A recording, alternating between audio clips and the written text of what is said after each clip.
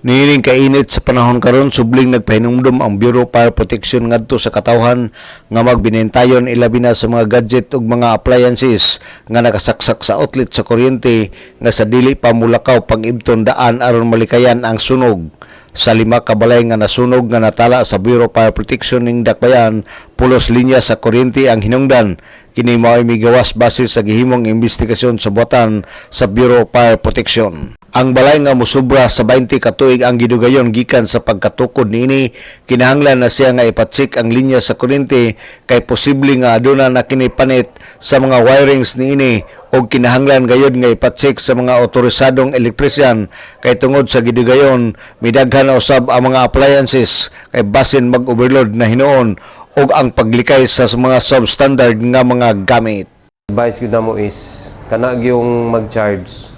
ato lang yung likayan nga dili siya pabuntagan ug mahimo atong ibton kay kasagaran mong kung findings sa sunog is kabahin sa electrical nga gipasagdaan ba then isa na pod og dugay na kay atong balay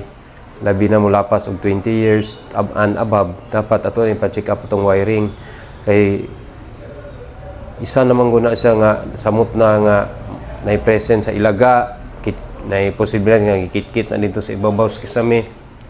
di na tumukita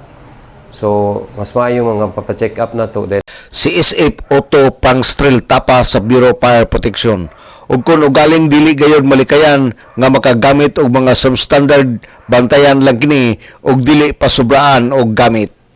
Alang sa DXDD Radio Campana, ang radyo sa simbahan, WD45 Dudong Bargamento, muduyog sa ika-75 nga jubileo sa simbahan sa Archdiocese sa Osamis, Danag, Sarakbayan.